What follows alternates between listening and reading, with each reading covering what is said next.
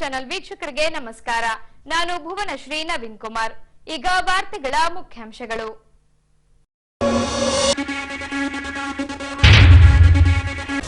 ಪ್ರಗತಿ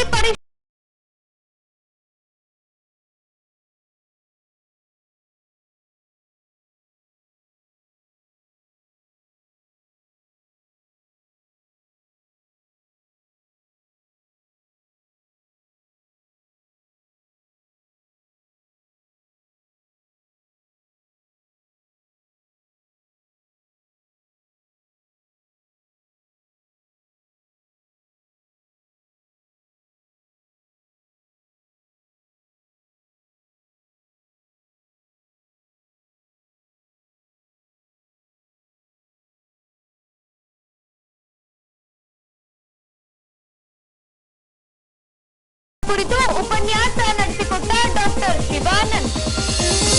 ಈಗ ವಾರ್ತೆಗಳ ವಿವರ. ದಿನಾಂಕ 17ರಂದು ಲೋಕೋಪಯೋಗಿ ಇಲಾಖೆಯ ಸಚಿವ ಸತೀಶ್ ಜಾರಕಿಹೊಳಿರವರು ತಮ್ಮ ಇಲಾಖೆಗೆ ಸಂಬಂಧಿಸಿದ ಪ್ರಗತಿ ಪರಿಶೀಲನಾ ಸಭೆ ಕೈಗೊಂಡಿದ್ದರು. ಸಭೆಯಲ್ಲಿ ವಿಜಯನಗರ ಜಿಲ್ಲೆಯ ಎಲ್ಲ ಶಾಸಕರು ಹಾಗೂ ಜಿಲ್ಲಾ ಮಟ್ಟದ ಅಧಿಕಾರಿಗಳು ಭಾಗವಹಿಸಿದ್ದರು. ಹೀಗೆ ಈ ಅಂಶಕ್ಕೆ ಸಂಬಂಧಿಸಿದಂತೆ ದಿನಾಂಕ 17ರಂದು ಜಿಲ್ಲಾಧಿಕಾರಿಗಳ ಕಾರ್ಯಾಲಯದ ಸಭಾಭವನದಲ್ಲಿ ಲೋಕೋಪಯೋಗಿ ಇಲಾಖೆಯ ಸಚಿವ ಸತೀಶ್ ಜಾರಕಿಹೊಳಿರವರಿಂದ ಪ್ರಗತಿ ಪರಿಶೀಲನಾ ಸಭೆಯನ್ನ ಕೈಗೊಂಡಿದ್ದರು. ಈ ಭಾಗವಾಗಿ ಲೋಕೋಪಯೋಗಿ ಇಲಾಖಾ ಅಧಿಕಾರಿಗಳು ರಸ್ತೆಗಳ ಅಭಿವೃದ್ಧಿ ಕುರಿತಾಗಿ ವರದಿ ಮಂಡಿಸಿದ್ರು. ಅದು ಸರ್ಫೇಸ್ ಕೆಟೆಸ್ ಸಿಸಿ ರಸ್ತೆ 74.41 ಕಿಲೋಮೀಟರ್, ಪಿಟಿ ರಸ್ತೆ 1127.17 ಕಿಲೋಮೀಟರ್, WM 0.2 ಕಿಲೋಮೀಟರ್ ಅಂದ್ರೆ 200 ಮೀಟರ್. ಅಲ್ಲಿ ಒಂದು ಹೂವಿನ ಹಳ್ಳಿಯಲ್ಲಿದ್ದಾಗ ಒಂದು ಸಮಸ್ಯೆ ಇದೆ ಸರ್, ಅದು ಒಂದು ಸ್ವಲ್ಪ ಕೋರ್ಟ್ ಕೇಸಿಂದ ಉಳಿದಿದೆ ಸರ್, ಅದಕ್ಕೆ ಅದು WM ರಸ್ತೆ ಅಂತ ಉಳಿದಿದೆ ಸರ್. ಎಲ್ಲ ಅಂದ್ರೆ ಆಲ್ ವೆದರ್ ರೋಡ್ ಆಗಿದೆ ಸರ್ ನಮ್ದು. ಅದು ಈಗ ಲೇನ್ ವೈಸ್ ನೋಡಿದ್ರೆ ಸರ್, ಸಿಂಗಲ್ ಲೇನ್ 3.75 ಮೀಟರ್ ಇದ್ದಿದ್ದು 294 ಕಿಲೋಮೀಟರ್ ಇದೆ ಸರ್. ಆಮೇಲೆ ಇಂಟರ್ಮೀಡಿಯೇಟ್ ಲೈನ್ 6.71, ಎರಡು ಪಥ ಅಂದ್ರೆ ಸರ್ ಡಬಲ್ ಲೈನ್ 7 ಮೀಟರ್ 208 ಇದೆ ಸರ್. 4 ಲೇನ್ 29.36 ಕಿಲೋಮೀಟರ್ ಇದೆ. ಬಳಿಕ ಕೂಡ್ಲಿಗಿ ಹಗರಿ ಬೊಮ್ಮನಹಳ್ಳಿ ಕ್ಷೇತ್ರದ ಶಾಸಕರು ರಸ್ತೆಗಳ ಅಭಿವೃದ್ಧಿ ಮಾಡುವ ವಿಷಯ ಕುರಿತಾಗಿ ಸಚಿವರಲ್ಲಿ ಕೋರಿಕೊಂಡರು. ನೀರು ಜಾಮ್ ಆಗ್ಬಿಟ್ಟು ಅದು ಒಂದು ಸಮಸ್ಯೆಗೆ ಪರಿಹಾರನೇ ಇದ್ದಂಗೆ ಆಗ್ಬಿಟ್ಟಿದೆ ಸರ್.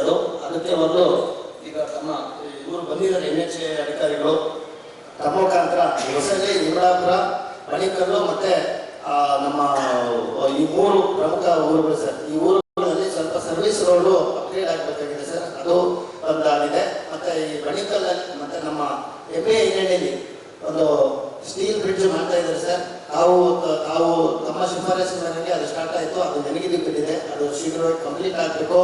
ಮತ್ತೆ ತಾವು ನಮ್ಮ ಮುಖಾಂತರ ತಾವೇ ಶಿಫಾರಸು ಮಾಡಿ ಇವತ್ತು ನಮ್ಮ ಪಾಲಿಟೆಕ್ನಿಕ್ ಕಾಲೇಜ್ ಹತ್ರ ಕೂಡ್ಲಿಗಿಯಲ್ಲಿ ಸ್ಟೀಲ್ ಬ್ರಿಡ್ಜ್ ಕೂಡ ಅನುಮೋದನೆ ಆಗಿದೆ ಸರ್. ಮತ್ತೆ ಕೆಲವು ತುಂಬಾ ಡೇಂಜರ್ಸ್ ಇದೆ ಸರ್. ಆಲೂರಲ್ಲಿ ತಮ್ಮ ಶಿಫಾರಸಿನಿಂದನೇ ಅಲ್ಲಿ ಈಗ ಒಂದು ಫ್ಲೈಓವರ್ ಅನುಮೋದನೆ ಟೆಂಡರ್ ಆಗಿದೆ ಸರ್. ಆಕ್ಸಿಡೆಂಟ್ಸ್ ಆಗಿದೆ, ಸಾವುಗಳಾಗಿದ್ದಾವೆ. ಅಲ್ಲಿ ಒಂದು ಫ್ಲೈಓವರ್ ಬೇಕಾಗಿದೆ ಸರ್ ಕ್ಯಾಸನಕೆರೆ ಕ್ರಾಸ್ ಅಲ್ಲಿ. ಅದೇ ರೀತಿ ಕೂಡ್ಲಿಗಿ ಟೌನ್ ಅಲ್ಲಿ ಕೂಡ ನಮಗೆ ಸಣ್ಣೂರಿಂದ ಹೊಸಪೇಟೆಯಿಂದ ಏನೇ ಮೈನ್ಸ್ ಲಾರಿ ಬಂದರೂ ಊರು ಅಲ್ಲಿ ಹೋಗಂತ ಪರಿಸ್ಥಿತಿ ಇದೆ. ಸೊ ತುಂಬಾ ಈ ನಮಗೆ ಬೈಪಾಸ್ ರಸ್ತೆ ತುಂಬಾ ಅವಶ್ಯಕತೆ ಇದೆ ಸರ್ ಕೂಡ್ಲಿಗಿ ಟೌನ್ ಅಲ್ಲಿ. ಸೊ ಅದು ಒಂದು ನಮಗೆ ತುಂಬಾ ಇಂಪಾರ್ಟೆಂಟ್ ಬೇಕಿದೆ ಸರ್. ವಿಶೇಷವಾಗಿ ಸ್ವಲ್ಪ ಆಫೀಸ್ ವರ್ಕ್ಸ್ ಸರ್. ಈಗ DC ಆಫೀಸಿಗೆ ಬಂದ್ರೆ ಒಂದು ದಿವಸದಲ್ಲಿ ನಮ್ದು ವರ್ಕ್ ಕ್ಲಿಯರ್ ಆಗಿದೆ. ಮುಂದ್ಗಡೆಯಿಂದ ಸ್ವಲ್ಪ SCC ಲೆವೆಲ್ ಅಲ್ಲಿ ನಮ್ಮ KKR ಸ್ವಲ್ಪ ಡಿಲೇ ಆಗ್ತಾ ಇದೆ ಸರ್. ಅಲ್ಲಿ QC ಮತ್ತೆ ಇದರಲ್ಲಿ ಏನೋ ಥರ್ಡ್ ಪಾರ್ಟಿ ಇನ್ಸ್ಪೆಕ್ಷನ್ ಅಂತ ಹೇಳ್ಬಿಟ್ಟು ಲಾಸ್ಟ್ ಟೈಮ್ ತುಂಬಾ ಡಿಲೇ ಆಯ್ತು ನಮಗೆ ವರ್ಕ್. ಟೆಂಡರ್ ಪ್ರಕ್ರಿಯೆ ಸ್ವಲ್ಪ ಡಿಲೇ ಆಗ್ತಾ ಇದೆ ಸರ್. ಅದನ್ನ ಸ್ವಲ್ಪ ಈ ಸುಗಮಗೊಳಿಸಲಿಕ್ಕೆ ತಾವು ಎಲ್ಲ ಸ್ವಲ್ಪ ಸಹಕಾರ ಕೊಡ್ಬೇಕಂತೇಳಿ ನಾವು ಮನವಿ ಮಾಡ್ಕೊಳ್ತೀವಿ ಸರ್. ಸಹಕಾರ ಕೊಡ್ಬೇಕು ಸರ್. ಮತ್ತೆ ಇದು ಹೊಸ ಜಿಲ್ಲೆ, ಒಂದು ಹೊಸ ನಿರೀಕ್ಷೆಗಳಿದೆ ಸರ್. ಆದ್ರೂ ಸುಮಾರು 39 ಕಚೇರಿಗಳು ಇನ್ನು ನಮ್ಮ ಬಳ್ಳಾರಿ ಜಿಲ್ಲೆಯಲ್ಲೇ ಇದೆ ಸರ್. ಅದನ್ನ ಸ್ವಲ್ಪ ಅದನ್ನ ಎಲ್ಲ ಶಿಫ್ಟ್ ಮಾಡಿ ಇದು ಒಂದು ಹೊಸ ಜಿಲ್ಲೆಗೆ ಹೊಸ ರೂಪ ಕೊಡ್ಲಿಕ್ಕೆ ತಮ್ಮ ಸಹಕಾರ ಕೂಡ ಮುಂದೆ ಬೇಕು ಅಂತೇಳಿ ತಾವು ನಮ್ಮಲ್ಲಿ ಕೇಳ್ಕೊಳ್ತಾ ಇದ್ದೀವಿ ಸರ್. ಯಾಕಂತ ಹೇಳಿದ್ರೆ ಶಿವಮೊಗ್ಗ ಹಾಸ್ಪಿಟಲ್ ಶಿವಮೊಗ್ಗ ಹೋಗ್ಬೇಕಂದ್ರೆ ಇದೇ ಮಾರ್ಗವಾಗಿ ಹೋಗ್ಬೇಕು. ಇಲ್ಲಿ ನಮ್ಮ ಕ್ಷೇತ್ರ ದಾಟಿ ಮತ್ತೆ ಈಚೆ ಈ ಕಡೆಲ್ಲ ತುಂಬಾ ರಸ್ತೆಗಳು ಹಾಳಾಗಿದೆ. ಮತ್ತೆ ಏನಾಗ್ತಾ ಇದೆ ಅಂತ ಹೇಳಿದ್ರೆ ಈಗ ನಮಗ ಮೇಂಟೆನೆನ್ಸ್ ಮತ್ತೆ ರಸ್ತೆಗಳು ಅದರ ಅವಶ್ಯಕತೆ ಇದೆ. ನಾವು ಅವಶ್ಯಕತೆ ಇರುವಂತಹ ರಸ್ತೆಗಳನ್ನು ಮಾತ್ರ ನೋಟ್ ಮಾಡ್ಕೊಂಡಿರುವಂತದ್ದು. ಅಂದ್ರೆ ಒಂದೊಂದು ವಿಧಾನಸಭಾ ಕ್ಷೇತ್ರಕ್ಕೆ ಕನಿಷ್ಠ ಸರ್ ಒಂದು 120-130 ಕೋಟಿ ಕೊಟ್ಟರೆ ಒಂದು ಸಾಧಾರಣ ಮಟ್ಟಕ್ಕೆ ಮುಟ್ಟುವಂತದ್ದು ಆಗುತ್ತೆ. ಆಮೇಲೆ ಬ್ರಿಡ್ಜಸ್ ಸಣ್ಣ ಸಣ್ಣ ಸಿಡಿಗಳಾಗಬೇಕು, ಕೆಲವು ಬ್ರಿಡ್ಜಸ್ಗಳು ಆಗಬೇಕು. ನೋಡಿ, ಈಗ ಮಲ್ಲಾಯಿನ ಕಡೆದು ಸುಮಾರು ವರ್ಷ ಆಯ್ತು, ಅದು ಜಾಸ್ತಿ ಹಣ ಬೇಕಾಗಿಲ್ಲ, ಕೇವಲ ಒಂದು 2-3 ಕೋಟಿನಲ್ಲಿ ಆಗುತ್ತೆ. ಆ ತರ ಗೊಂಡೇಳಿ ಹತ್ರ ಇದೆ. ಇನ್ನು ಬೇರೆ ಬೇರೆ ಕಡೆ ನಾನು ಅದನ್ನ ನನ್ನ ಪತ್ರದಲ್ಲಿ ಎಲ್ಲ ನೋಟ್ ಮಾಡಿದ್ದೇನೆ, ಅದನ್ನು ಕೂಡ ತಮಗೆ ಸಲ್ಲಿಸ್ತೀನಿ ಸರ್. ಮತ್ತೆ ಜೊತೆಗೆ ಈ ನ್ಯಾಷನಲ್ ಹೈವೇ PTO ಈಗ ತಿಮ್ಲಾಪುರ ಹತ್ರ ಅಲ್ಲಿ ನೋಡಿ, ಒಂದು ನಾವು ಟ್ರೈನ್ ಮಾಡ್ಬೇಕಿದ್ರೆ ಒಂದು ಕರೆಕ್ಟ್ ಆಗಿ ಲೆವೆಲ್ ನೋಡ್ಕೊಂಡು ನೀರು ಅದು ಕೆರೆ ತರ ನಿಂತಿದೆ, ಅದಕ್ಕೆ ಆನ್ಸರ್ ಮಾಡ್ಲಿಕ್ಕೆ ಆಗ್ತಾ ಇಲ್ಲ. ಊರಿಗೆ ಹೋಗ್ಬೇಕಂತ ಹೇಳಿದ್ರೆ ನಮಗೆ ಏನು ಉತ್ತರ ಕೊಡಬೇಕು ಅರ್ಥ ಆಗ್ತಾ ಇಲ್ಲ, ಅದನ್ನು ಕರೆಕ್ಟ್ ಅದನ್ನು ಸ್ಪಂದಿಸ್ಲಿಕ್ಕೆ ಆಗ್ತಾ ಇಲ್ಲ. ತಾವು ಒಂದ್ಸಲ ಡಣಪುರ ಇದನ್ನ ಬೈಪಾಸ್ ರಸ್ತೆಯನ್ನು ಮಾಡ್ಬೇಕನ್ನುವಂತ ವಿಚಾರ ಬಂದಾಗ ತಾವು ಬಂದಿದ್ದೀರಿ, ಟೈಮ್ ತಗೊಂಡಿದ್ದೀರ, ಮತ್ತೆ ಅದನ್ನು ಕೂಡ ಅತಿ ಶೀಘ್ರದಲ್ಲಿ ಮಾಡ್ತೀವ ಅಂತ. ಮತ್ತೆ ಈಗ ಕೆಲವು ರಸ್ತೆಗಳು ಅದನ್ನು ಪೆಂಡಿಂಗ್ ಇರುವಂತದ್ದು ಕೂಡ, ಅದನ್ನು ಅತಿ ಶೀಘ್ರದಲ್ಲಿ ಮುಗಿಸ್ಕೊಡುವಂತ ಕೆಲಸ ಆಗಲಿ ನ್ಯಾಷನಲ್ ಹೈವೇ. ಅದು ತುಂಬಾ ವಿಳಂಬ ಆಗ್ತಾ ಇದೆ, ಜನಕ್ಕೂ ತೊಂದರೆ ಆಗ್ತಾ ಇದೆ. ನಂತರ ಶಾಸಕ HR ಗವ್ಯಪ್ಪನವರು ಮಾತನಾಡಿ, ಹೊಸಪೇಟೆಯಿಂದ ಕೊಪ್ಪಳ ಹಾಗೂ ಬಳ್ಳಾರಿ ಮಾರ್ಗದಲ್ಲಿ ಬರುವ ಕಾರ್ಖಾನೆಗಳಿಗೆ ಹೊಸಪೇಟೆಯಿಂದ ನಿತ್ಯವೂ 8 ರಿಂದ 9 ಸಾವಿರ ಕಾರ್ಮಿಕರು ಪ್ರಯಾಣಿಸುತ್ತಾರೆ. ಹಾಗಾಗಿ ರಾಷ್ಟ್ರೀಯ ಹೆದ್ದಾರಿ ಅಧಿಕಾರಿಗಳೊಂದಿಗೆ ಚರ್ಚಿಸಿ ಕಾರ್ಖಾನೆಗೆ ತೆರಳಲು ಸರ್ವಿಸ್ ರೋಡ್ ನಿರ್ಮಿಸಬೇಕು. ಹೊಸಪೇಟೆ ಬಳ್ಳಾರಿ ಹೈವೇಯನ್ನ ಆದಷ್ಟು ಬೇಗ ಪೂರ್ಣಗೊಳಿಸಿ ಅಪಘಾತಗಳನ್ನ ತಡೆಯಬೇಕು ಹಾಗೂ ಜಿಲ್ಲಾ ನ್ಯಾಯಾಲಯ ನಿರ್ಮಿಸಲು ಜಿಲ್ಲಾಡಳಿತದ ಆವರಣದಲ್ಲಿರುವ 80 ಎಕರೆ ಪ್ರದೇಶದಲ್ಲಿ 10 ಎಕರೆ ಜಮೀನನ್ನ ನೀಡಬೇಕೆಂದು ಬೇಡಿಕೆ ಇರಿಸಿದ್ರು.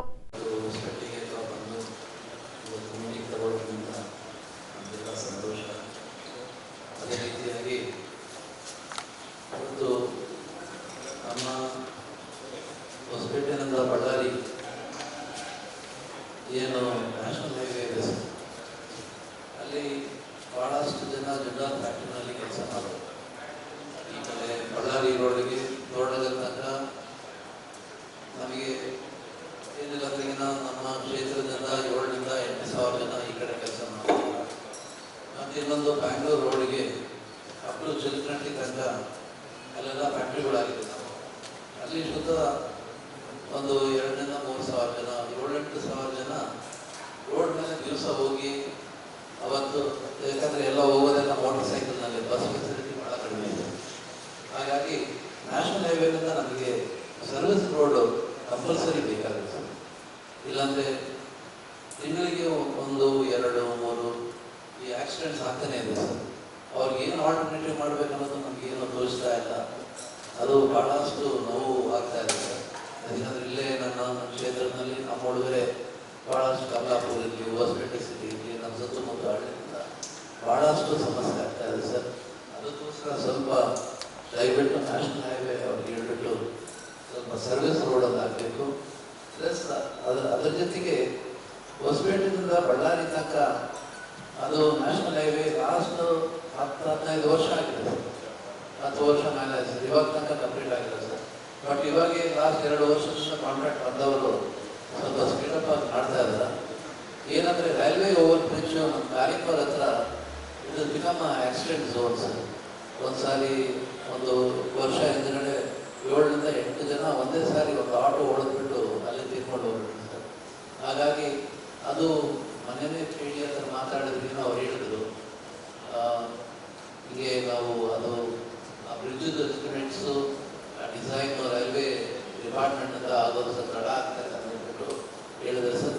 ನನಗೆ ಮನವಿ ಮಾಡ್ಕೊಳ್ಳೋದೇನೆಂದರೆ ಸ್ವಲ್ಪ ತಾವು ರೈಲ್ವೆ ಡಿಪಾರ್ಟ್ಮೆಂಟ್ ಅವ್ರನ್ನ ಪ್ಲಸ್ ನ್ಯಾಷನಲ್ ಹೈವೇ ಇವರಿಬ್ಬರು ಕರೆಸಿ, ಸ್ಪೆಷಲಿ ಕಾರಿನವರು ಪ್ಲಸ್ ನಮ್ಮ ತೋರಣಗಲ್ ಇವೆರಡು ರೈಲ್ವೆ ಓವರ್ ಬ್ರಿಡ್ಜಸ್ ಆಯ್ತಾಗಲೇ ಬಳ್ಳಾರಿಗೆ ಹೆಚ್ಚು ಕಡಿಮೆ ಈ ವರ್ಷದಲ್ಲಿ ಕಂಪ್ಲೀಟ್ ಆಗೋಗ್ಬಿಡುತ್ತೆ ಸರ್.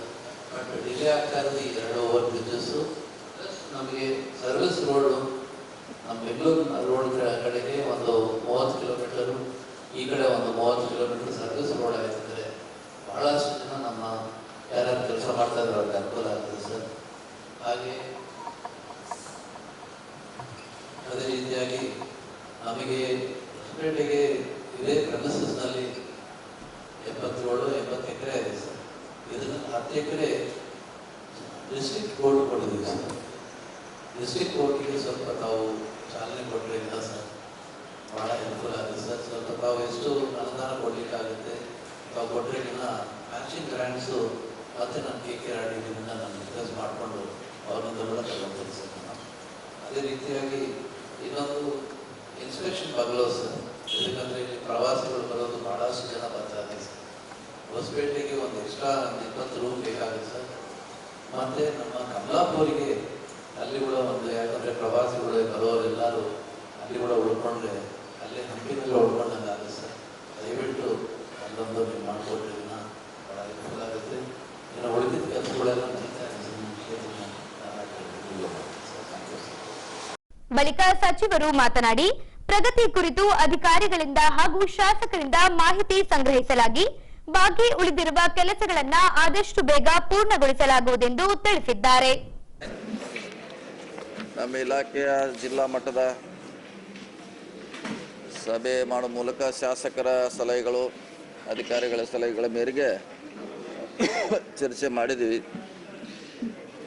ಸೊ 2 ವರ್ಷದಲ್ಲಿ ಏನಾಗಿದೆ ನಮ್ಮ ಇಲಾಖೆಯಿಂದ ಪ್ರಗತಿ, ಇನ್ನು 3 ವರ್ಷಗಳಲ್ಲಿ ಏನು ಮಾಡಬೇಕಂತ ಚರ್ಚೆ ಮಾಡಿದ್ದಾರೆ.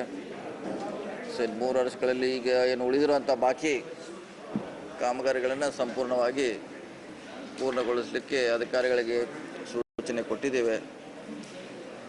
ಹಲವಾರು ಮಹತ್ವದ ವಿಚಾರಗಳನ್ನು ನಮ್ಮ ಗಮನಕ್ಕೆ, ಇಲಾಖೆ ಗಮನಕ್ಕೆ ತರುವಂಥ ಪ್ರಯತ್ನ ಶಾಸಕರು ಮಾಡಿದ್ದಾರೆ. ಅದನ್ನು ಕೂಡ ಗಮನದಲ್ಲಿಟ್ಕೊಂಡು ಅದನ್ನು ಯಾವ ರೀತಿ ಸ್ಪೀಡಪ್ ಮಾಡಬೇಕು, ತ್ವರಿತಗತಿಯಲ್ಲಿ ಮುಗಿಸ್ಲಿಕ್ಕೆ ಏನು ಮಾಡಲಿಕ್ಕೆ ಸಾಧ್ಯ ಇದೆ ಅನ್ನೋದನ್ನು ಏನು ಸಲಹೆಗಳನ್ನು ನಮ್ಮ ಇಲಾಖೆ ಕಾರ್ಯರೂಪ ತರಲಿಕ್ಕೆ ಪ್ರಯತ್ನ ಮಾಡ್ತಾರೆ. 20 ವರ್ಷ ಹಿಂದೆ ಆಗಿರೋ ರೋಡ್ ವ್ಯವಸ್ಥೆಗಳು ಇವತ್ತಿಗೂ ಅದೇ ವ್ಯವಸ್ಥೆ ಇದೆ. ಯಾವುದೋ ಹೊಸ ರೋಡ್ ಆಗಲಿಲ್ಲ, ಹೊಸ ಕಾಮಗಾರಿಗೆ ಪ್ರಗತಿನೇ ಇಲ್ಲ. ನೀವು ಆ ಶಾಸಕರು ಕೇಳಿದ್ರೆ ಅವರು ಎಲ್ಲೆಲ್ಲಿ ಹೊಸ ರಸ್ತೆ ಮಾಡ್ಯಾರ ಅವ್ರು ತೋರಿಸ್ತಾರೆ. ನೀವು ಶಾಸಕ, ಯಾಕಂದ್ರೆ ಶಾಸಕರ ಜವಾಬ್ದಾರಿ ಕೂಡ ಅಷ್ಟೇ ಇದೆ. ನೀವು ಕೇಳಿ, ಈಗ ಅವ್ರ ಪ್ರಶ್ನೆ, ಶಾಸಕರು 2 ವರ್ಷದಲ್ಲಿ ಏನೇನು ಹೊಸ ರಸ್ತೆ ಮಾಡಿದ್ರೆ ಎಲ್ಲೆಲ್ಲಿದೆ ನಮಗೆ ತೋರಿಸಿ ಅಂತಂದರೆ ಬಹುಶಃ ಅವ್ರಿಗೆ, ಆಮೇಲೆ ಡಾಕ್ಟ್ರಲ್ಲಿ ಏನೇನು ನೀವು ಹೊಸ ಬ್ರಿಡ್ಜ್ ಮಾಡಿದ್ರಿ, ಕನ್ಸ್ಟ್ರಕ್ಷನ್ ಕಟ್ಟಿದ್ರಂದ್ರೆ, ಸೊ ಅವ್ರನ್ನ ಬಿಡಿ, ಅವ್ರನ್ನ ಯಾರೋ ಅಧಿಕಾರಿಗಳು ಬಿಡಿ, MLAಗಳಿದ್ರೆ ಇವ್ರಿಗೆ ಜವಾಬ್ದಾರಿ ಇದೆ. ಒಂದು ಸಲ ಇವ್ರ ಕಡೆ ಹೋಗಿ ಕಾನ್ಸ್ಟಿಟ್ಯೂನ್ಸಿ ವೈಸು ಕೇಳಿ 2 ವರ್ಷಗಳಲ್ಲಿ ನಿಮ್ಮ ಸಾಧನೆ ಏನು, ನಿಮ್ಮ ಸರ್ಕಾರ ಏನೇನು ಕೊಟ್ಟಿದೆ ಪಬ್ಲಿಕ್ ಅಂತ ಕೇಳಿದ್ರೆ ಬಹುಶಃ ಅವ್ರು ತೋರಿಸೋವಂಥ ಪ್ರಯತ್ನ ಮಾಡ್ತಾರೆ. ಅವ್ರು ಕೊಡಲಿ ಬಿಡಿ, ಬಿಟ್ಬಿಡಿ ಅವ್ರನ್ನ. ನೀವು ಒಂದು ಸಲ ಶಾಸಕನ ಕೇಳಿ, ಕೊಡ್ತಾರೆ ಅವರು ಖಂಡಿತವಾಗಿ. 1 ವರ್ಷ ಇದು ಇದೇ ಹೇಳಿದ್ರಲ್ಲ, ಎಲ್ಲ ಡಿಲೇ ಆಗ್ತೈತಿ ಇದೇ ಅಬ್ಸರ್ವೇಷನ್ ಮಾಡಿದ್ರಲ್ಲ ರೀ. ಈಗ ಮೊದಲನೇ ಫಸ್ಟ್ ಇಯರು ಅದು ನಡೆದಿಲ್ಲ, ಹಿಂದಿನ ಸರ್ಕಾರದನೇ ಇರೋದು. ಈಗ ನಮ್ಮ ಲಾಸ್ಟ್ ಇಯರ್ ಮಾಡಿದ್ದು ನಮ್ಮ ಸರ್ಕಾರದ್ದು, ಅಂದರೆ 1 ವರ್ಷ ಕ್ಯಾರಿ ಫಾರ್ವರ್ಡ್ ಆಗ್ತಿದ್ರು, ಅದ ವರ್ಷ ಆಗೋಲ್ಲ. ಈಗ ನಾವು ಏಪ್ರಿಲ್ ಮುಗಿತೀವಿ, ಏಪ್ರಿಲ್, ಮೇ, ಜೂನ್, ಇನ್ನೂ ಹೊಸ ಬಜೆಟ್ ನಾವು ಕೊಟ್ಟಿಲ್ಲ. ಅಂದರೆ 3 ತಿಂಗಳು ಹೋಯ್ತು ರೀ ಇದು. ಇನ್ನು ನಾವು ಸ್ಯಾಂಕ್ಷನ್ ಕೊಟ್ಟ ಮ್ಯಾಗೂ ಇವರು ಬೆಂಗಳೂರು SC ಆಫೀಸ್ ಅಂತ 3 ತಿಂಗಳು ಕಳೀತಾರೆ ಇವರು. ಅದಾದ್ಮೇಲೆ ಟೆಂಡ್ರು, ಅಂದರೆ ಡಿಲೇ ಪ್ರೊಸೆಸ್ ಇದೆ. ಅದನ್ನೇ ಹೆಂಗೆ ಕಡಿಮೆ ಮಾಡ್ಬೇಕಂತ ಈಗ ಚರ್ಚೆ ಮಾಡ್ತಾ ಇದ್ದಾರೆ. ಕಳೆದೆರಡು ವರ್ಷಗಳಲ್ಲಿ ಪ್ರಪಂಚದ ವಿವಿಧ ದೇಶಗಳ ನಡುವೆ ಕದನಗಳು ನಡೆಯುತ್ತಿವೆ. 3ನೇ ಮಹಾಯುದ್ಧ ಪ್ರಾರಂಭಿಸಬಹುದೆಂಬ ಭೀತಿ ವಿಶ್ವದ ಜನರಲ್ಲಿ ಕಾಡತೊಡಗಿದೆ. ಹೀಗೆ ಇಸ್ರೇಲ್ ದೇಶವು ಪ್ಯಾಲೆಸ್ತೀನ್ ಮೇಲೆ ನಡೆಸುತ್ತಿರುವ ದಾಳಿಯನ್ನ ಸಿಪಿಐಎಂ ಪಕ್ಷವು ಖಂಡಿಸಿದೆ. ಈ ಅಂಶಕ್ಕೆ ಸಂಬಂಧಿಸಿದಂತೆ ತಹಶೀಲ್ದಾರ್ ಅವರ ಕಚೇರಿಗೆ ಆಗಮಿಸಿದ ಸಿಪಿಐಎಂ ಪಕ್ಷದ ಜಿಲ್ಲಾ ಘಟಕವು ಪ್ಯಾಲೆಸ್ತೀನ್ ಮೇಲೆ ದಾಳಿ ನಡೆಸುತ್ತಿರುವ ಇಸ್ರೇಲ್ನ ನೀತಿಯನ್ನ ಖಂಡಿಸಿ ಘೋಷಣೆ ಕೂಗಿದ್ರು. ಇಸ್ರೇಲ್ ಪ್ರಪಂಚದ ಭೂಪಟದಲ್ಲಿರಲಿಲ್ಲ. ಇಂಗ್ಲೆಂಡ್ನವರ ಕುಮ್ಮಕ್ಕಿನಿಂದಾಗಿ 1930ರಲ್ಲಿ ಇಸ್ರೇಲ್ ದೇಶ ಹುಟ್ಟಿಕೊಂಡಿತು. ಇದಕ್ಕೂ ಮೊದಲೇ ಪ್ಯಾಲೆಸ್ತೀನ್ ಹಾಗೂ ಗಾಜಾ ಪಟ್ಟಿಗಳಿದ್ದವು. ಪ್ಯಾಲೆಸ್ತೀನ್ ಹಾಗೂ ಗಾಜಾ ಪಟ್ಟಿ ಮೇಲೆ ಯಾವುದೇ ಕಾರಣಕ್ಕೂ ಯುದ್ಧ ಮಾಡಬಾರದೆಂದು ಅಂದು ವಿಶ್ವಸಂಸ್ಥೆಯ ಮಧ್ಯಸ್ಥಿಕೆಯಲ್ಲಿ ಒಪ್ಪಂದ ಮಾಡಲಾಗಿತ್ತು. ಆದರೆ ಇಸ್ರೇಲ್ ಈಗ ವಿಶ್ವಸಂಸ್ಥೆಯ ಮಾನವ ಹಕ್ಕುಗಳನ್ನ ಉಲ್ಲಂಘನೆ ಮಾಡಿ ಪ್ಯಾಲೆಸ್ತೀನಿಯರ ಮೇಲೆ ದಾಳಿ ನಡೆಸಿ ನೂರಾರು ನಾಗರಿಕರನ್ನ ಬಲಿ ತೆಗೆದುಕೊಳ್ಳುತ್ತಿದೆ. ಹಾಗಾಗಿ ವಿಶ್ವಸಂಸ್ಥೆ ಮಧ್ಯಸ್ಥಿಕೆ ವಹಿಸಿ ಮಾತುಕತೆಯ ಮೂಲಕ 2 ದೇಶಗಳಲ್ಲಿ ಶಾಂತಿಯನ್ನ ಮರುಸ್ಥಾಪಿಸಬೇಕೆಂದು ತಹಶೀಲ್ದಾರ್ ದ್ವಾರ ವಿಶ್ವಸಂಸ್ಥೆಗೆ ಪತ್ರ ರವಾನಿಸಿದ್ದಾರೆ.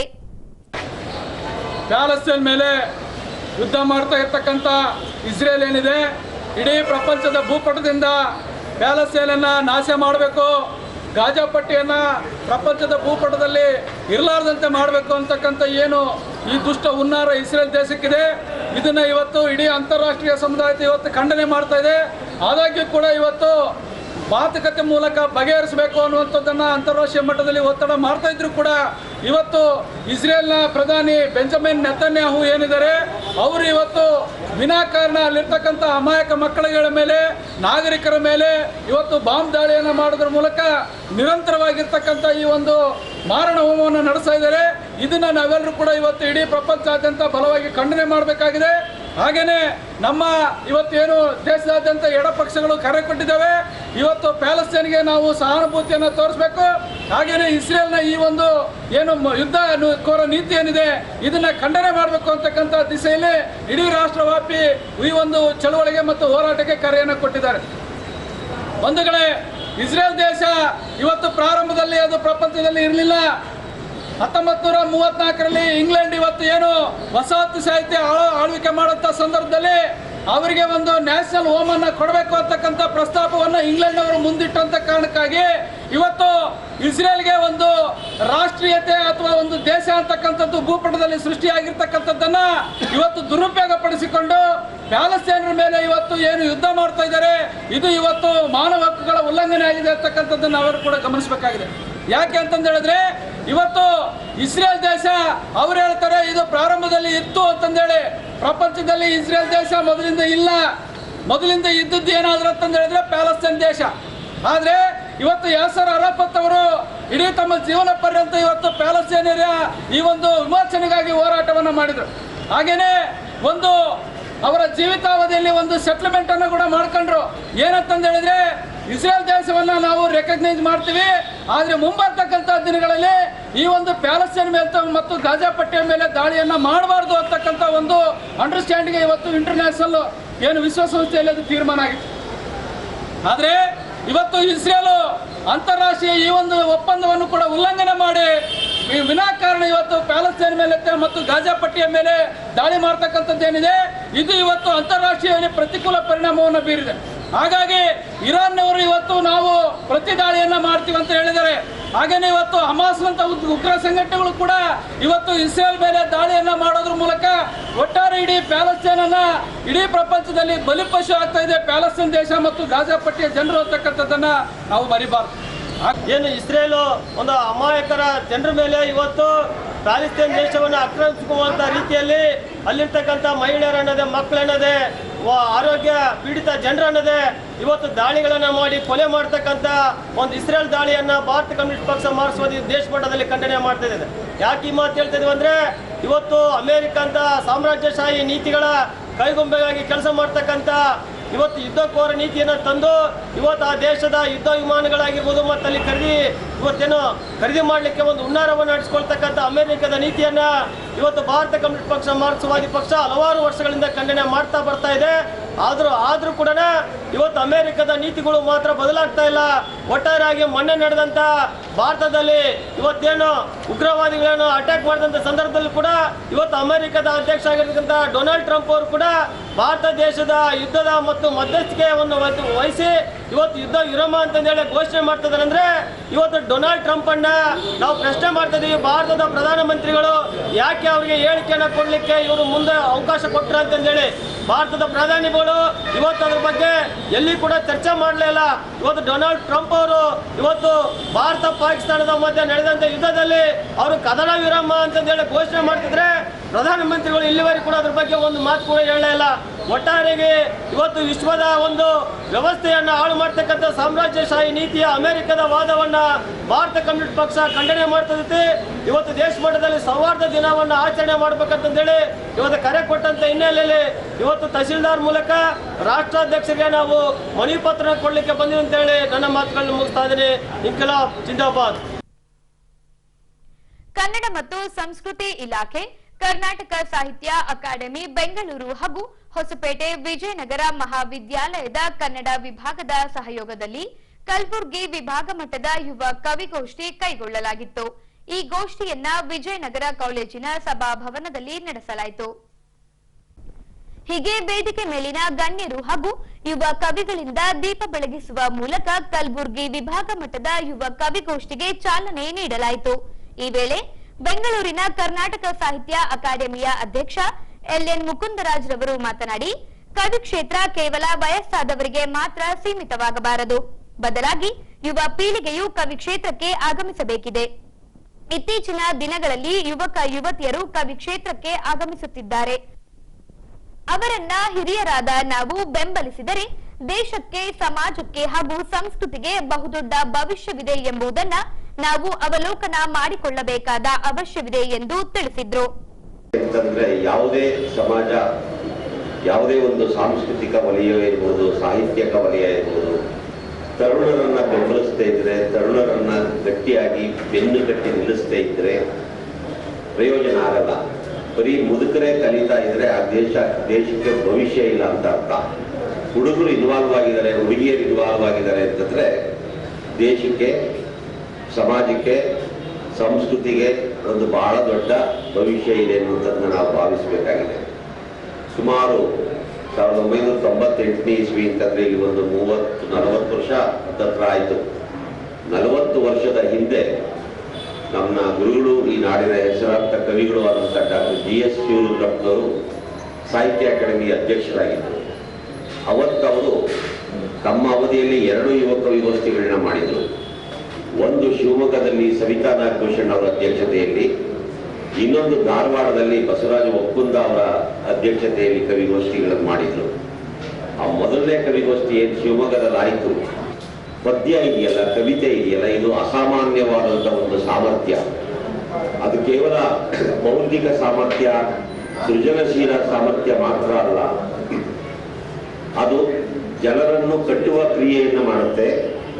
ಜನರಲ್ಲಿ ಒಂದು ಬಹಳ ದೊಡ್ಡ ಆತ್ಮವಿಶ್ವಾಸವನ್ನ, ಸೌಹಾರ್ದತೆಯನ್ನ, ಮಾನವೀಯ ಮೌಲ್ಯವನ್ನ ಸೃಷ್ಟಿ ಮಾಡುವಂತ ಕೆಲಸವನ್ನು ಕೂಡ ಆಗ್ತದೆ. ಕಳಬೇಡ ಕೊಲಬೇಡ ಹುಸಿಯೇ ನುಡಿಯಲು ಬೇಡ, ಎಂಥ ಮಾತುಗಳು!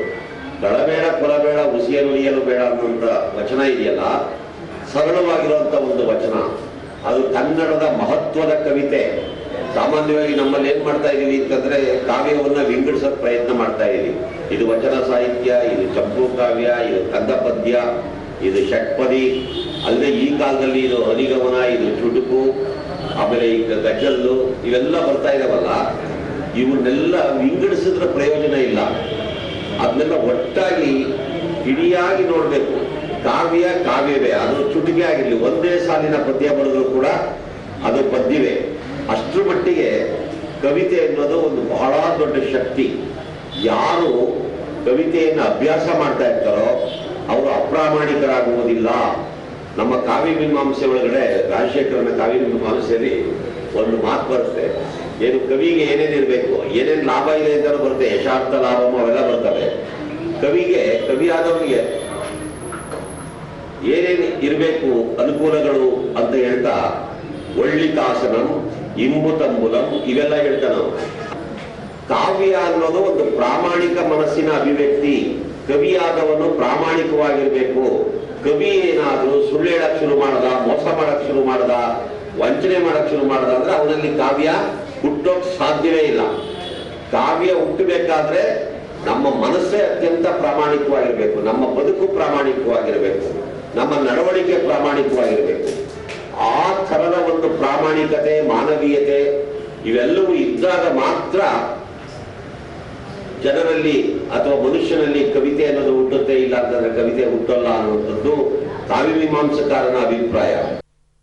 ಹೊಸಪೇಟೆ ಕೊಟ್ಟೂರು ಸ್ವಾಮಿ ಮಠದಲ್ಲಿ 1170ನೇ ಮಾಸಿಕ ಶಿವಾನುಭವ ಸಂಪದವನ್ನ ಕೈಗೊಳ್ಳಲಾಗಿತ್ತು.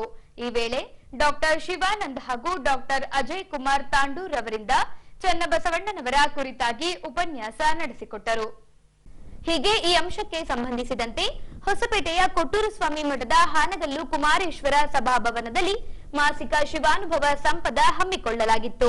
ಈ ವೇಳೆ ವಿಶ್ರಾಂತ ಪ್ರಾಧ್ಯಾಪಕ ಡಾಕ್ಟರ್ ಎಸ್ ಶಿವಾನಂದ್ ಹಾಗೂ ಪುಣ್ಯಕೋಟಿ ಆರೋಗ್ಯ ಕೇಂದ್ರದ ಮನೋರೋಗ ತಜ್ಞರಾದ ಡಾಕ್ಟರ್ ಅಜಯ್ ಕುಮಾರ್ ತಾಂಡೂರವರಿಂದ ಚನ್ನಬಸವಣ್ಣನವರ ಕರಣಹಸಿಗೆ ವೈಜ್ಞಾನಿಕ ವಿಶ್ಲೇಷಣೆ ಗ್ರಂಥ ಕುರಿತು ಉಪನ್ಯಾಸ ಸೇರಿದಂತೆ ಪರದೆ ಮೇಲೆ ಪ್ರಾತ್ಯಕ್ಷಿಕ ಪ್ರದರ್ಶಿಸಲಾಯಿತು.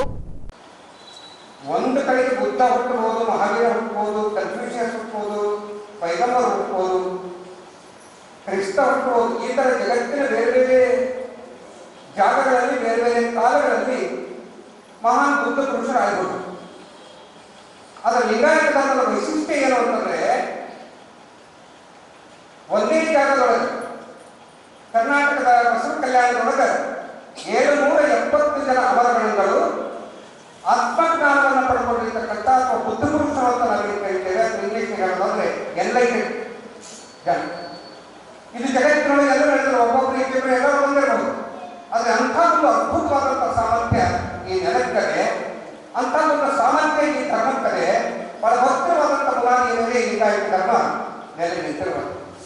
900 ವರ್ಷಗಳ ಕಾಲ ಇದಕ್ಕೆ ಏನೆಲ್ಲ ವಿರೋಧಗಳು ಬಂದಾಗಲೂ ಕೂಡ ಇವತ್ತು ಕಲಿಯಂತೆ ನಿಲ್ತಾ ಇದೆ. ಮತ್ತೆ ಬಸವ ಪ್ರಜ್ಞೆ ಎಲ್ಲ ಕಡೆ ಹರಡುತ್ತಾ ಇರ್ತಕ್ಕಂಥದ್ದನ್ನು ನೋಡಿ ಎಷ್ಟೆಷ್ಟು ವಿರೋಧ ಆಗ್ಯದ, ಅಷ್ಟೆಷ್ಟು ಅದ್ಭುತವಾಗಿ ಧರ್ಮ ಹುಟ್ಟಿ ಹೇಳ್ತಾ ಬರ್ತಾ ಇದೆ. ಇತ್ತೀಚೆಗೆ ಹೋದ 1 ವರ್ಷದಿಂದ ಕೋಟ್ಯಾಂತರ ರೂಪಾಯಿ ಖರ್ಚು ಮಾಡಿ ಏನೆಲ್ಲ ಪ್ರಯತ್ನ ಮಾಡಿದ್ದೀವಿ ಬಸವ ಧರ್ಮವನ್ನ ಕೆಳಗಿಳಿಸಬೇಕು, ಇದನ್ನ ಏನೆಲ್ಲ ಕಡೆಗಣಿಸಬೇಕು, ಏನೆಲ್ಲ ಇದನ್ನು ತುಚ್ಛವಾಗಿ ಕಾಣಬೇಕು ಅಂತಕ್ಕಂಥ ರೀತಿಯೊಳಗೆ ಮಾಡಿದ್ರು. ಅದು ಅವರೆಲ್ಲ ಪ್ರಯತ್ನ ಬಹಳ ಒಳ್ಳೆ ಕೆಲಸ ಮಾಡಿತು. ಅವ್ರು ಎಷ್ಟೆಷ್ಟು ಮಟ್ಟಿಗೆ ಪ್ರಯತ್ನ ಮಾಡಿದ್ರು ಅಷ್ಟಕ್ಕೆ ಈ ಧರ್ಮ ಹುಟ್ಟಿದೆ. 10 ವರ್ಷಗಳ ಕಾಲ ಸಮಾನ ಮನಸ್ಕರೊಂದಿಗೆ ಆ ಇಷ್ಟಲಿಂಗ ಹೇಗಿರಬೇಕು, ಅದರ ಆಕಾರ ಏನು, ಅದರ ಗಾತ್ರ ಏನು, ಅದನ್ನು ಹಾಕಬೇಕಾಗಿರ್ತಕ್ಕಂಥ ಅಂಶಗಳೇನು, ಅದರ ಅನುಸಂಧಾನದ ಮೂಲಕ ನಮ್ಮ ದೇಹ ಮತ್ತು ಮನಸ್ಸಿನ ಮೇಲೆ ಅದರಿಂದ ಆಗ್ತಕ್ಕಂಥ ಪರಿಣಾಮಗಳೇನು ಅಂತಕ್ಕಂಥದ್ದನ್ನು ಬಹಳ ತೀವ್ರತರವಾದಂತಹ ಸಂಶೋಧನೆಗೆ ಒಳಪಡಿಸಿ ಅವರು ಅದನ್ನು ಕೊಟ್ಟರು. ಅಲ್ಲಿಂದ ಇಲ್ಲಿ ತನಕ ಬಂದಾಗ ಏನೋ ಒಂದು ಅದ್ಭುತವಾದಂತಹ ಬದಲಾವಣೆ ಆಯಿತು ನಮ್ಮ ಬಸವಾಚಾರ್ಯರು. ನಾವು ಅವರಿಗೆ ಇಷ್ಟಲಿಂಗದ ಸಾಧನೆ ಮಾಡಿ ನಮ್ಮ ಅಂತರಂಗ ಬಹಿರಂಗಗಳನ್ನು ಸ್ವಚ್ಛಗೊಳಿಸಿಕೊಂಡು ಯಾವ ಬಯಲಿನಿಂದ ಬಂದಿದ್ದೀವೋ ಆ ಬಯಲನ್ನು ಸೇರೋದಕ್ಕೆ ಏನೆಲ್ಲ ಪ್ರಯತ್ನ ಮಾಡ್ತೀವೋ ಅದು ಅಷ್ಟೇ ಅಲ್ಲ, ಎಷ್ಟೇ ನಾವು ಲಿಂಗ ಸಾಧನೆ ಮಾಡಿದಾಗಲೂ ಕೂಡ ಕಾಯಿಕ ಮಾಡಬೇಕು, ದುಡಿದು ಉಣ್ಣಬೇಕು. ದುಡಿಲಾರದೆ ಉಣ್ಣುವುದಕ್ಕೆ ಯಾರಿಗೂ ಹಕ್ಕಿಲ್ಲ ಅಂತಕ್ಕಂಥದ್ದನ್ನ ಬಹಳ ಅದ್ಭುತವಾಗಿ ಪ್ರತಿಪಾದನೆ ಮಾಡಿ ಕಾಯಿಕ ತತ್ವವನ್ನು ಕೊಟ್ಟು ವಿಜ್ಞಾನ ಹೇಳೋದೇನು ಹೇಳ್ತಾರೆ ಅಂದ್ರೆ 1380 ಕೋಟಿ ವರ್ಷಗಳ ಹಿಂದೆ ನಿಖರವಾಗಿ ಮಾತಾಡ್ತಾರೆ. 13.8 billion years back big bang ಆಯಿತು, ಸ್ಫೋಟ ಆಯಿತು. ಇವತ್ತಿನವರೆಗೂ 1380 ಕೋಟಿ ವರ್ಷಗಳ ಹಿಂದೆ ಏನದು ವಿಸ್ತರಿಸ್ತಾ ಹೋಗುತ್ತೋ ಇವತ್ತಿಗೂ ಆ ಇಡೀ ಯೂನಿವರ್ಸ್ ಒಳಗಟ್ಟಿನಿಂದ ನೋಡಿರ್ತಕ್ಕಂಥ ಶರಣರು ಬಹಳ ನಿಖರವಾಗಿ ಹೇಳ್ತಾರೆ. ಹಾಸ್ಯದಿಂದ ನಾದ ಬಂತು, ಬಿಂದು ಬಂತು, ಕಲೆ ಬಂತು ಅಂತ ನಾವು ಹೇಳ್ತೇವೆ. ನಾದ ಅಂತಂದಾಗ ಅದು ಅಲೆಗಳ ರೂಪದೊಳಗಿತ್ತು, ಅದು ಅಲೆಗಳ ರೂಪದೊಳಗಿತ್ತು. ನನ್ನ ಹೆಚ್ಚು ವಿವರಣೆಗೆ ಹೋಗೋದೆ, ಅದನ್ನು ನಾದ ಅಂತ ಕರೀತಾರೆ. ಆ ನಾದದಿಂದ ಏನಾಯ್ತು, ಅಚಿತ್ ಶಕ್ತಿಯಿಂದ ನಾದ ಬಂತು, ನಾದದಿಂದ ಅವೆಲ್ಲ ಮುಂದೆ ಹೊರಟು. ಈ ನಾದ ಅಂತಕ್ಕಂಥದ್ರಿಂದ ಅಚಿತ್ ಶಕ್ತಿ ಒಳಗೆ ಅನೇಕ ಶಕ್ತಿ ಮತ್ತು ಮಾಹಿತಿಗಳ ಮಿಶ್ರಣವಾಗಿರ್ತಕ್ಕಂಥ ಬಂದಿದೆ. ಅನೇಕ ಶಕ್ತಿಗಳ ಮಿಶ್ರಣವನ್ನೇ ಚಿತ್ ಮತ್ತು ಮಾಹಿತಿಗಳ ಮಿಶ್ರಣ. ಅದರಿಂದ ಕ್ವಾರ್ಟ್ಸ್ ಮತ್ತು ಗ್ಲೂಯಾನ್ಸ್ ಅಂತ ಬಂತು, ಅದರಿಂದ ಹೈಡ್ರೋಜನ್ ಅಂಡ್ ಹೀಲಿಯಂ ಅಂತಕ್ಕಂಥದ್ದು ಬಂತು, ಅದರಿಂದ ಬೆಳಕು ಬಂತು. ಆ ಬೆಳಕನ್ನೇ ಕಲೆ ಅಂತೇವೆ. ಅಲ್ಲಿ ಬರ್ತಕ್ಕಂಥ ಕ್ವಾರ್ಟ್ಸ್ ಇತ್ಯಾದಿಗಳೇನಾಗ ಬಿಂದು ಆಗ್ತದೆ, ನಾದ ಬಿಂದು ಕಲಾತ್ಮಕ ಅಂತ ವಚನಗಳೆಲ್ಲ ಬರ್ತದೆ. ಇದರಿಂದ ಏನಾಯಿತು, ಚಿತ್ತು, ನಾದ, ಬಿಂದು, ಕಲೆ ಇವು 4 ಒಂದಾಗಿ ಓಂಕಾರ ಉತ್ಪತ್ತಿಯಾಯಿತು. ಈ ಓಂಕಾರದ ಬಗ್ಗೆ ಇವತ್ತು ದೊಡ್ಡ ಚರ್ಚೆ ನಡೆಯುತ್ತೆ. ಓಂ ಅಂತಕ್ಕಂಥದ್ದು ಹೇಳಿ, ಓಂ ಅಂತಕ್ಕಂಥದ್ದು ವೈಬ್ರೇಷನ್ ಏನದ, Om vibrates at the frequency of 432 hertz. The same vibrational frequency formed in all things throughout nature. ಆ ಓಂಕಾರದಿಂದ 432 ಹರ್ಟ್ಸ್ ನಲ್ಲಿ ಏನು ತರಂಗಗಳು ಬರ್ತವೆ, ಅದೇ ತರಂಗಗಳು ಇಡೀ ಪ್ರಕೃತಿಯೊಳಗಿವೆ ಅಂತಕ್ಕಂಥದ್ದನ್ನು ಶರಣರು ಹೇಳ್ತಾರೆ.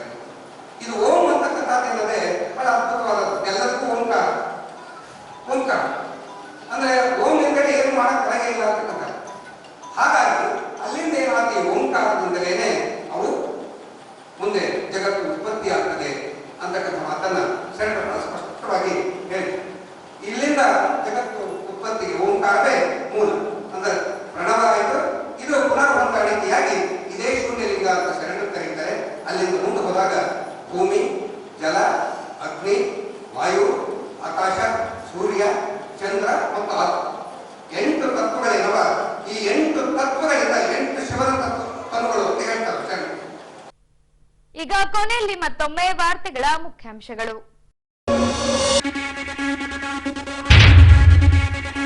ಪ್ರಗತಿ